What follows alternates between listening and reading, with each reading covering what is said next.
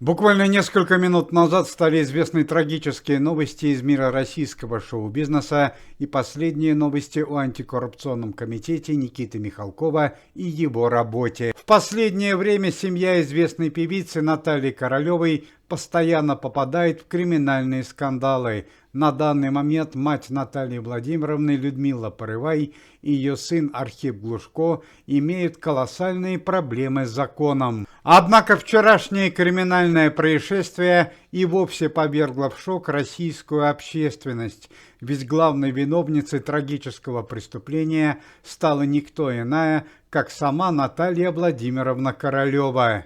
Как стало известно совсем недавно, 16-летний брак Сергея Глушко, Тарзана и певицы Натальи Королевой дал трещину. И вот уже несколько месяцев Тарзан проживает не в квартире, а отдельно в загородном особняке в Подмосковье, где он совсем недавно открыл ночной клуб под названием «Скорпион». Стало известно, что вчера вечером Наталья Королева решила пойти на примирение и навестить своего супруга в загородном особняке, чтобы решить некоторые вопросы и семейные проблемы. Однако эта поездка закончилась трагедией. Записи скрытых видеокамер показали, что Наталья Королева, подъехав к особняку своего супруга, сначала зашла в ночной клуб «Скорпион», однако, не найдя там своего мужа, вернулась обратно в дом.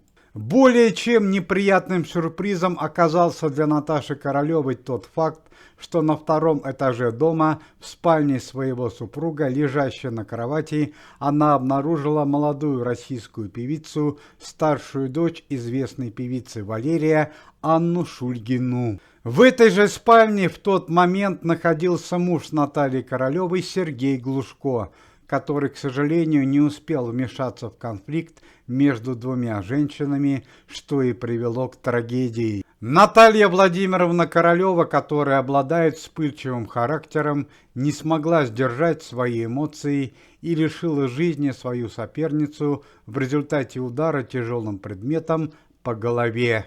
Молодая российская певица, дочь певицы Валерии, была доставлена в больницу в тяжелом состоянии.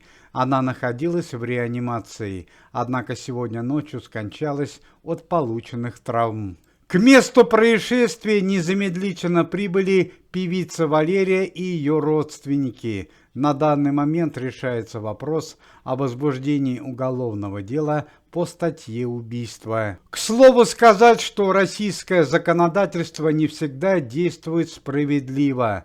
Тому яркий пример сын певицы Натальи Королевой Архип Глушко, который длительное время обвинялся в тяжких преступлениях, среди которых смерть ректора Музыкального института культуры Арсения Миронова, ограбление банка и многие другие. Первоначально Архип Глушко за свои правонарушения и деяния был приговорен к высшей мере наказания. Однако чуть позже, в результате экспертизы медицинской комиссии, сына певицы Натальи Королевой признали невменяемым и отправили на 3 месяца на принудительное лечение в психиатрическую клинику, где и он находится на данный момент.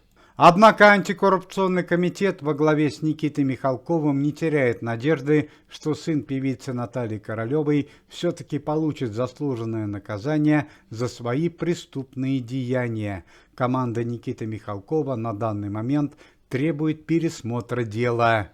Но и по традиции последние новости о антикоррупционном комитете Никиты Михалкова и его работе. Антикоррупционный комитет во главе с Никитой Михалковым предложил ввести санкционные меры против известного спортивного комментатора Дмитрия Губерниева. Скандал произошел во время открытия Олимпиады в Париже. Дмитрий Губерниев, комментируя открытие соревнований, заметил, что спортивная составляющая игр мало кого интересует из россиян.